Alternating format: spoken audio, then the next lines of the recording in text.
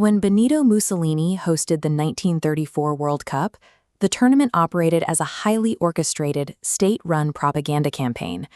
Stadiums were draped in fascist symbolism, foreign journalists were strictly monitored, and the Italian national team was ordered to project an image of military discipline. Today, authoritarian regimes employ those same tactics on a massive financial scale. They purchase elite teams, sponsor global tournaments, and construct entire cities to host international competitions. The stark concrete arenas of 1930s Europe have been replaced by the glowing, multi-billion-dollar megastadiums of modern petrostates. This is sportswashing, a highly effective, century-old playbook designed to leverage the intense emotional devotion of sports fans to silence international critics and project domestic stability. By controlling the most popular cultural events on Earth, these sovereign states secure diplomatic influence and brand legitimacy, using athletic spectacle to mask domestic repression and large-scale environmental destruction. During the volatile interwar period of the 1920s and 30s, international football transitioned from a localized pastime into a structured arena for state-sponsored diplomacy and ideological warfare. Uruguay recognized this leverage early. To celebrate a century of independence in 1930, the state hosted the inaugural World Cup, using the architecturally ambitious Estadio Centenario to project national unity and regional sovereignty. That pursuit of national prestige quickly spilled over into targeted hostility. During halftime of the 1930 final, Uruguayan agents confronted Argentine midfielder Luis Monti with a specific ultimatum. If Argentina won the match, his family would be murdered. Traumatized and fearing for his family's survival, Monti's performance collapsed in the second half. His teammates, many of whom had received similar threats, physically and mentally withdrew from the competition. Argentina lost the match 4-2. The events in Montevideo dismantled the illusion of sports as an insulated game.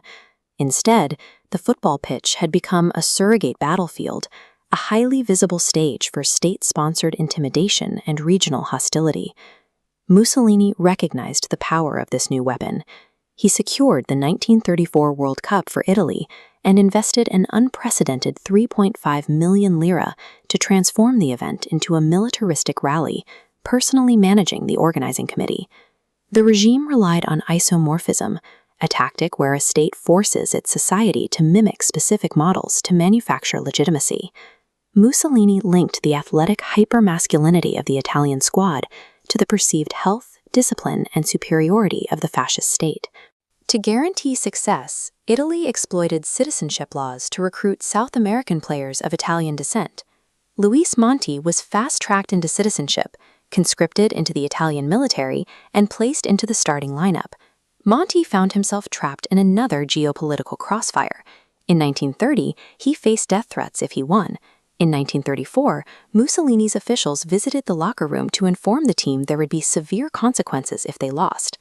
The intimidation extended to the match officials. Mussolini personally selected the referees for Italy's games, resulting in highly questionable decisions, including disallowed goals for opponents, that cleared Italy's path to the championship. State-controlled press framed the victory as proof of fascist superiority. The manufactured nationalistic frenzy provided Mussolini with crucial domestic support. 16 months later, he mobilized Italian forces and invaded Ethiopia. By 1938, geopolitical aggression directly dictated the tournament bracket. Months before the World Cup in France, Nazi Germany carried out the Anschluss, forcibly annexing Austria and dissolving the independent state. Austria possessed one of the strongest football teams on the planet, known as the Wunderteam.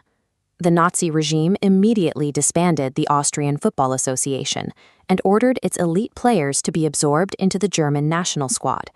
To symbolize this integration, Nazi officials organized a highly scripted reconciliation match between Germany and the former Austria. It was ordered to end in a 0-0 draw. But the Austrian captain, Matthias Sindelar, refused to follow the script. Sindelar insisted his team wear their traditional Austrian kits rather than the mandated German colors. On the pitch, he humiliated the German defenders with his dribbling, eventually scoring the opening goal in a 2-0 victory.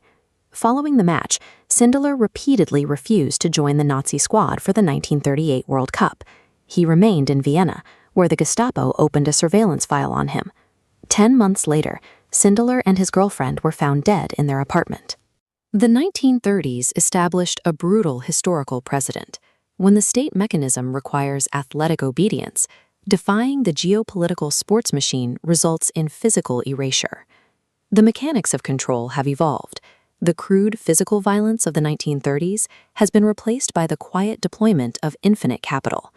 Authoritarian regimes now purchase major Western sports franchises to launder their reputations. This relies on the halo effect, a cognitive bias where the positive emotions a fan feels for their local team are subconsciously transferred to the foreign state funding that team. This strategy is highly effective at obscuring environmental data. Saudi Aramco, the state-owned oil and gas company, uses global sports sponsorships to divert attention from its massive carbon footprint. This chart displays historical greenhouse gas emissions. It shows that Aramco has released over 68,000 metric tons of carbon dioxide equivalent since 1938. If the corporation were ranked as an independent country, it would be the 5th largest emitter on Earth. By pouring billions of dollars into naming rights, tournaments, and team sponsorships, the reality of that climate data is buried beneath corporate branding and athletic spectacle. Nation-states use the same diversionary tactic. Russia utilized the 2018 World Cup to project an image of international harmony, masking the diplomatic fallout from its illegal annexation of Crimea 4 years prior. In 1978, the Argentine military dictatorship used its World Cup victory to project national strength, while operating torture centers and disappearing tens of thousands of its own citizens mere miles from the stadiums.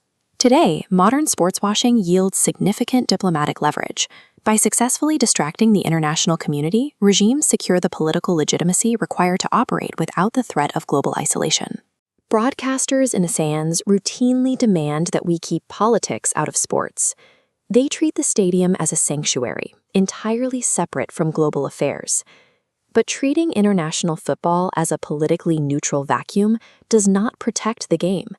It actively fulfills the primary goal of authoritarian propaganda: silencing scrutiny. Private sports bodies operate with significant autonomy, creating a massive legal loophole. This allows sovereign wealth funds to bypass human rights treaties and embed their interests directly into Western culture.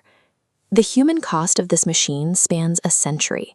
It includes the threats against Louis Monti, the death of Matthias Sindelar, and the countless obscured victims of modern petrostates and military juntas. Sports function as a surrogate global battlefield. Until the international community enforces strict ownership tests and demands structural accountability, the public will continue to lose the geopolitical game.